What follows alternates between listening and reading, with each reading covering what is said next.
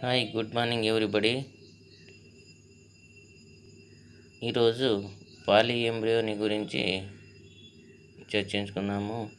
Today our topic is polyembryony. పాలీ ఎంబ్రియోన్లో మనం కాంటెంట్ చూసినట్లయితే మొట్టమొదటగా introduction, classification, cause of polyembryony, importance of polyembryony. So ఈ పాలీ ఎంబ్రియోని అంటే ఏంది, దాని యొక్క ఇంట్రడక్షన్ ఎట్లా ఉంటుంది, క్లాసిఫికేషన్ ఏ విధంగా ఉంటుంది, ఏర్పడే పాలీ ఎంబ్రియోని కారణాలు, కాసెస్ ఆఫ్, ఇంపార్టెన్స్, దాని ప్రత్యేకత ఏ విధంగా ఉంటుంది అనే దాని గురించి ఈరోజు క్లాస్. సో పేరులోనే ఉంది, పాలీ అంటే నంబర్ ఆఫ్, ఎంబ్రియోని ఎంబ్రియోస్ పిండత. పాలీ మీన్స్ బహు, ఎంబ్రియోని మీన్స్ పిండత అంటే బహుపిండత. పాలీ ఎంబ్రియోని మీన్స్ బహుపిండత. సో ఈ బహుపిండత గురించి మనము తెలుసుకుందాం. మొట్టమొదటగా introduction. The occurrence of more than one embryo in the seed is known as polyembryony. ఏమంటుండంటే the occurrence of more than one embryo in this seed is known as polyembryony. సాధారణంగా విత్తనం ఒకే పిండంను కలిగి ఉంటుంది. ఒకే విత్తనాలలో ఒకటి కంటే ఎక్కువ పిండాలు ఉంటే ఆ స్థితిని బహుపిండత అని పిలుస్తాము. ఏమంటాము, సాధారణంగా విత్తనంలో, సీడ్లో ఒకే ఒక ఎంబ్రియోస్ ఉంటుంది. కాకపోతే ఒకే విత్తనాల్లో ఒకటి కంటే ఎక్కువ పిండాలు ఉంటే అటువంటి స్థితిని బహుపిండత అంటాము. This phenomenon was initially discovered by Leeuwenhoek. దీన్ని మొదటగా లీవెన్హాక్ అనే శాస్త్రవేత్త 18వ శతాబ్దంలో వర్ణించాడు. ఎవరు మొట్టమొదటగా? లీవెన్హాక్ అనే శాస్త్రవేత్త దీన్ని వర్ణించడం జరిగింది. అయితే నారింజ విత్తనాల్లో ఒకటి కన్నా ఎక్కువ పిండాలు ఉంటాయని మొదటిసారిగా ఆయన వర్ణించాడు. బహుపిండత అనే పదాన్ని బ్రౌన్ ప్రతిపాదించాడు. The term polyembryony was discovered by Brown. పూర్వకాలంలో బహుపిండతను 2 రకాలుగా విభజించారు. Polyembryony is quite common among conifers, gymnosperm, but many species of both dicotyledons and monocotyledons exhibit this phenomenon.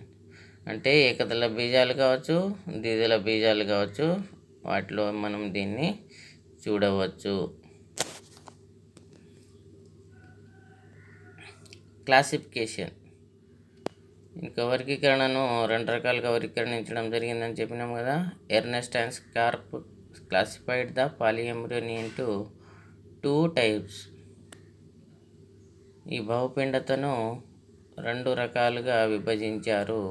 అవి నిజమైన బహుపిండత, ట్రూ పాలిఎంబ్రియోని, అండ్ ఫాల్స్ పాలిఎంబ్రియోని.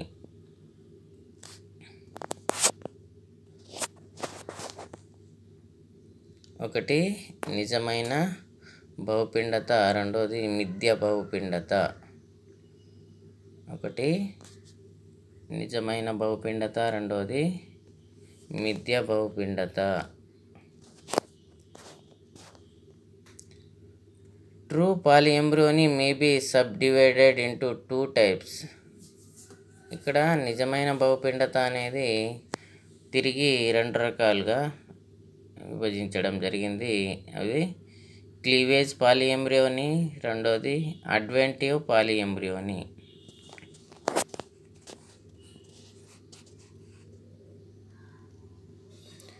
ఇక్కడ చూద్దాము నిజమైన బహుపిండత. ఒకే పిండకోశంలో అనేక పిండాలు ఏర్పడతాయి. ఒకే పిండకోశంలో అనేక పిండాలు ఏర్పడతాయి. ఇటువంటి బహుపిండతను నిజమైన బహుపిండత అంటాము. అంటే ఒకే పిండకోశ నిర్మాణంలో మనం చూసినట్లయితే అనేక పిండాలు అనేవి మనకు అగుపిస్తాయి. అలాంటి ఈ బహుపిండతనే నిజమైన బహుపిండత అంటాము. నిజమైన బహుపిండత తిరిగి మనం 2 రకాలు అనుకున్నాం కదా. ఒకటి క్లీవేజ్ బహుపిండత, రెండోది అడ్వెంటివ్ బహుపిండత. ఈ మిగిలినవి అండాలు తప్ప పిండకోశంలోని మిగిలిన కణాల నుంచి పిండం ఏర్పడము, ఒకే అండంలోని ఎక్కువ పిండ కణాల నుండి ఏర్పడడం. సో దీంట్లో మెయిన్లీ విదలిత బహుపిండత, క్లీవేజ్, పాలిఎంబ్రియోని.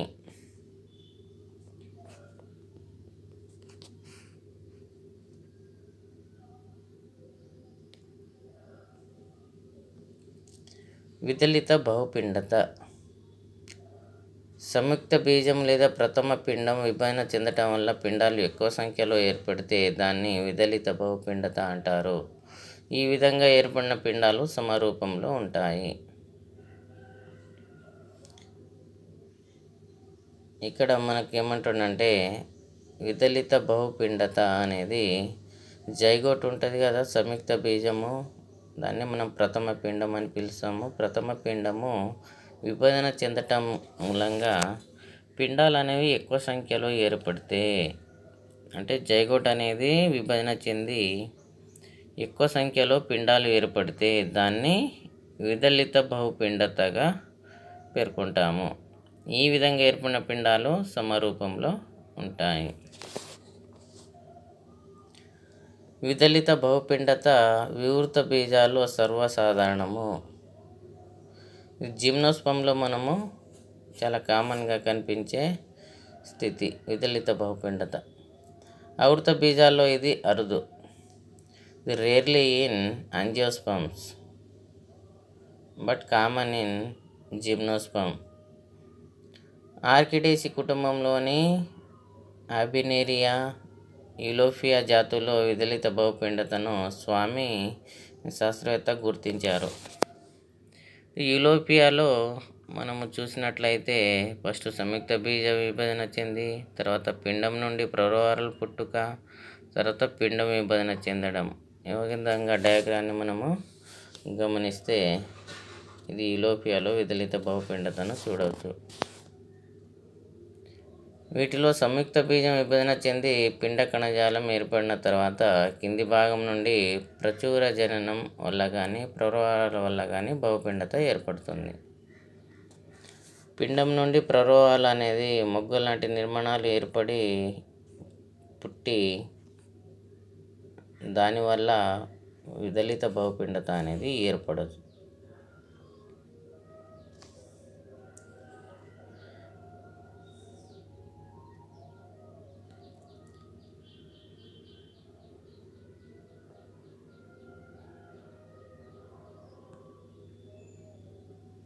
అండం తప్ప పిండకోశంలోని మిగిలిన కణాల నుండి పిండము ఏర్పడుట. కొన్ని మొక్కల్లో పిండకోశంలోని సంయుక్త బీజము మిగిలిపోయిన కణాల నుండి పిండాలు ఏర్పడతాయి. పిండాలు సహాయ కణాలు లేదా ప్రతిపద కణాల నుండి ఏర్పడవచ్చు. సహాయక కణాల నుండి పిండాలు ఏర్పడము అంటే ఇక్కడ ఏమంటుండే సహాయ కణాల నుండి ప్రతిపద కణాల నుండి. కొన్ని మొక్కల్లో ఫలదీకరణ చెందిన లేదా చెందని సహాయ కణాల నుండి అదనపు పిండాలు ఏర్పడతాయి. కొన్ని మొక్కల్లో ఏమవుతుంది, ఫలదీకరణం చెందిన లేదా చెందని సహాయ కణాల నుండి అదనపు పిండాలు ఏర్పడతాయి. సాజిటేరియాలో 2 సహాయ కణాలు అండం వలె మార్పు చెంది ఫలదీకరణంలో పాల్గొంటాయి. సాజిటేరియాలో 2 సహాయ కణాలు అండం వలె మార్పు చెంది ఫలదీకరణంలో పాల్గొంటాయి. ఇది పిండకోశంలోనికి 1 కంటే ఎక్కువ పరాగనాళాలను ప్రవేశించడం వల్ల 2 కన్నా ఎక్కువ పురుష బీజాలు ఉండటం వల్ల కానీ జరగవచ్చు. ఈ స్థితి ఏ విధంగా జరుగుతుంది? ఫలదీకరణంలో ఇది పిండకోశంలోనికి ఒకటి కంటే ఎక్కువ పరాగనాళాలు ప్రవేశించడం. పరాగనాళంలో మనకు 2 పురుష బీజ కణాలు ఉంటాయని తెలుసు. అదేవిధంగా ఈ పిండకోశంలో ఎక్కువ పరాగనాలు ప్రవేశించడం వల్ల 2 కన్నా ఎక్కువ పురుష బీజాలు ఉండటం వల్ల కానీ జరగవచ్చు. కొన్ని సందర్భాల్లో సంయుక్త బీజం నుండి మరల సహాయకణాల నుండి ఏర్పడిన పిండాలు ద్వయస్థితిలో ఉంటాయి. కొన్ని మొక్కల్లో ఫలదీకరణ చెందని సహాయకణాల నుండి అదనపు పిండాలు ఏర్పడతాయి.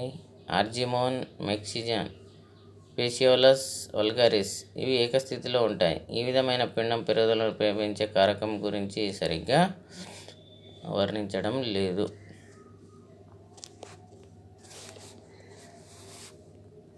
ఇక్కడ ట్రూ పాలిఎంబ్రియోని గురించి the production of embryos within or by projecting into a single embryo sac is termed true పాలిఎంబ్రియోని.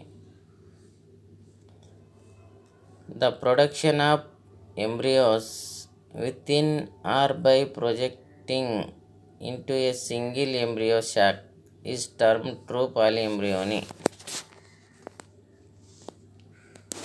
Cleavage polyembryony, where the embryos arise within an embryo sac either by a cleavage of egg or from the synergic antipodals or endosperm. Already ఇంతకుముందు చెప్పిందే. Next adventive polyembryony, where the embryos arise from the tissue lining outside the embryo sac. పిండకోశం where the embryos arise from the tissue కణజాలం నుండి బయట కణజాలం నుండి ఏర్పడిన అడ్వెంటివ్ పాలిఎంబ్రియోని అని పిలుస్తాం మనము. The cells of the nucellus are the integument, but generally they come to lie within the embryo sac.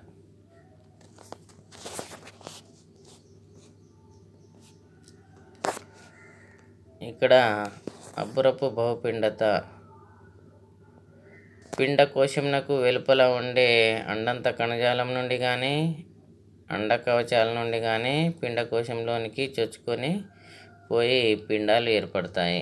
అదే అంటుండు adventive, where the embryos arise from the tissue lying outside the embryo sac. The cells of the nucellus అనంత కణజాలం లేదా ఇంటిగ్యుమెంట్స్ అండకవచాల నుండి, but generally they come to lie with in the embryo sock.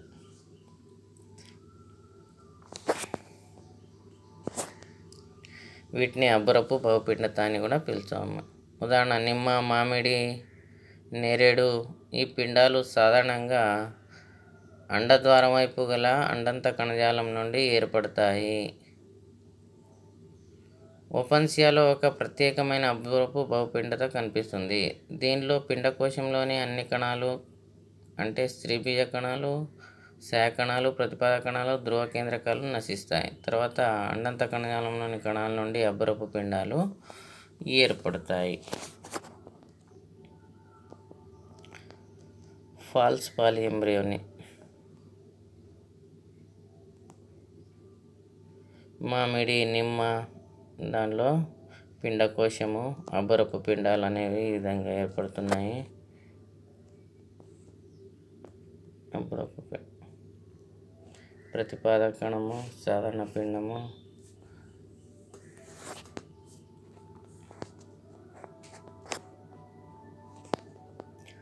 Falls పాలిఎంబ్రియోని,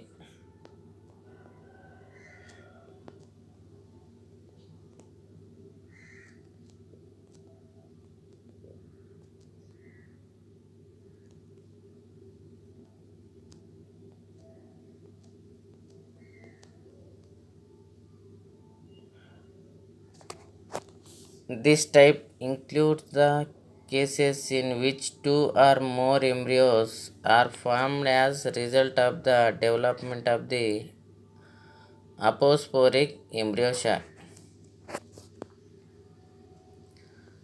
Aposporic embryo sac. This type includes the cases in which 2 or more embryos are formed formed as result of the development of the aposporic embryo sac. మిథ్యా బహుపిండత అంటే వృద్ధి చెందుతున్న అండంలో ఒకటి కన్నా ఎక్కువ పిండకోశాలు ఏర్పడిన, ఇప్పుడప్పుడే development అవుతున్న అండంలో ఒకటి కన్నా ఎక్కువ పిండకోశాలు ఏర్పడిన ప్రతి పిండకోశంలో ఒక పిండము వృద్ధి చెందుతుంది. కనుక ఒకే విత్తనంలో ఒకటి కన్నా ఎక్కువ నిజ పిండాలు వృద్ధి చెందుతాయి.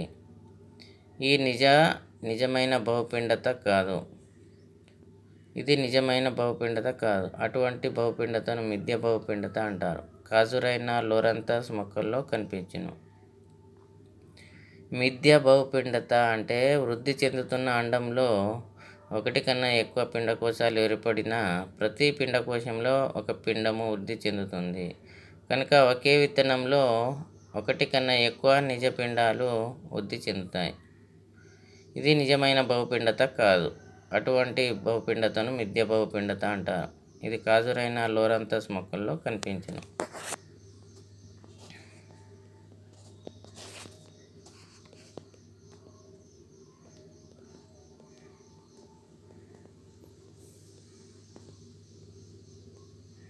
Origin of embryo from synergid or antipodal cell. The embryos may also be produced from other parts of the embryo sac, such as synergid cell, antipodal cell. ప్రతిపాద కణాలు కావచ్చు, శాకణాల నుంచి కానీ ఏర్పడతాయి.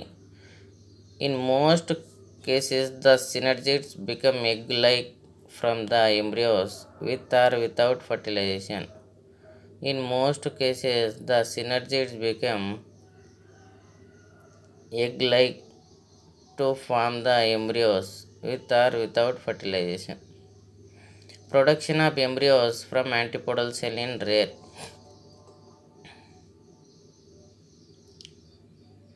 లిలియంలో మనకు పాలిఎంబ్రియోని ఏ విధంగా ఫార్మేషన్ అవుతుంది సినర్జిక్ నుండి మనం ఈ డయాగ్రామ్లో చూడొచ్చు. Origin of embryos from ఎండోస్పర్మ్స్.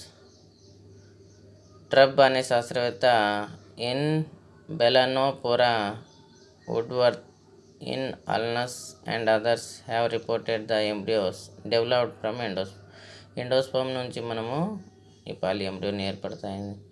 Embryos develop normally from the egg.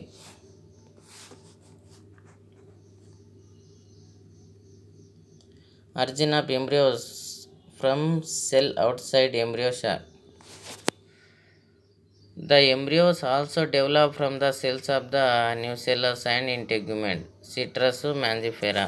Already ఇంతకుముందే చెప్పుకున్నాము. Origin of embryos from other embryo sac in the ovule. Sometimes the polyembryo occurs due to the presence of multiple embryo sac within the ovule. They may arise from the derivative of the same megaspore mother cell. From two or more megaspores mother cells from nucellar cells.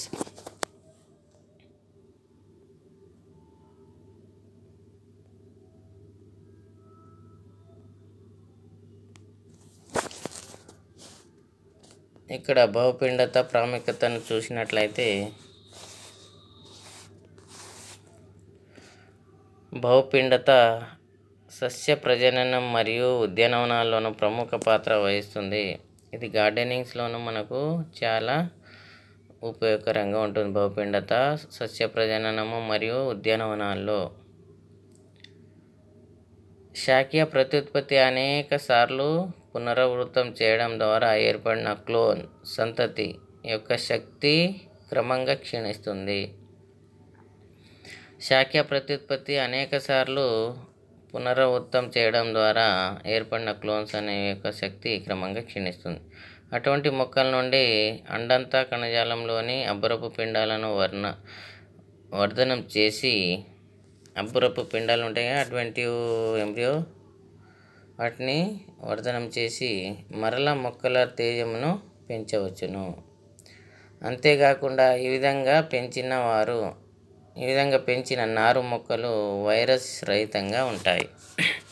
ఇది virus రెసిస్టెంట్ని కలిగి ఉంటాయి. అబ్బురపు బహుపిండత వలన పండ్ల మొక్కల్లో అనేకమైన నారు మొక్కలను సాధించవచ్చును. అంటే సస్య ప్రజననంలో ఇది చాలా మెయిన్ రోల్ని కనపరుస్తుంది. ఎందుకంటే ఎక్కువగా శాఖీయ ప్రత్యుత్పత్తి పునరావృతం చేయడం వల్ల ఏర్పడే క్లోన్స్ యొక్క సంతతి అనేది వాటి యొక్క శక్తి క్రమంగా క్షీణించడం వల్ల అటువంటి మొక్కలు మనం ఏం చేస్తామంటే అండంత కణజాలంలోని అబ్బరపు పిండాలను వర్ధనం చేసి మరలా మొక్కలను తేజమును పెంచవచ్చును. ఇలా పెంచడం ద్వారా ఏమవుతుందంటే ఇవి బయట ఉండే వైరస్ని తట్టుకోగలిగే విధంగా ఉంటాయి. ఇలా జరిగి పండ్ల మొక్కల్లో అనేకమైన మార్పులను మనము సాధించవచ్చు. సో ఇది పాలీ ఎంబ్రియోని. ఒకే విత్తనంలో ఒకటి కంటే ఎక్కువ పిండాలు ఉంటే దాన్ని మనము ఒకే విత్తనాల్లో ఒకటి కంటే ఎక్కువ పిండాలు ఉంటే అటువంటి స్థితిని మనము బహుపిండత అంటాము. బహుపిండత యొక్క స్థితిని మొట్టమొదటిగా లివెనోక్ అనే శాస్త్రవేత్త వర్ణించడం జరిగింది. ఇవి 2 రకాలు ఉంటాయి. ఫస్ట్ వన్ ఉంది నిజమైన బహుపిండత, మిథ్య బహుపిండత. నిజమైన బహుపిండత తిరిగి 2 రకాలు, విదలిత బహుపిండత, అడ్వెంటివ్ అబ్బరపు బహుపిండత. ఇది ఈరోజు యొక్క topic. So okay thank you everyone.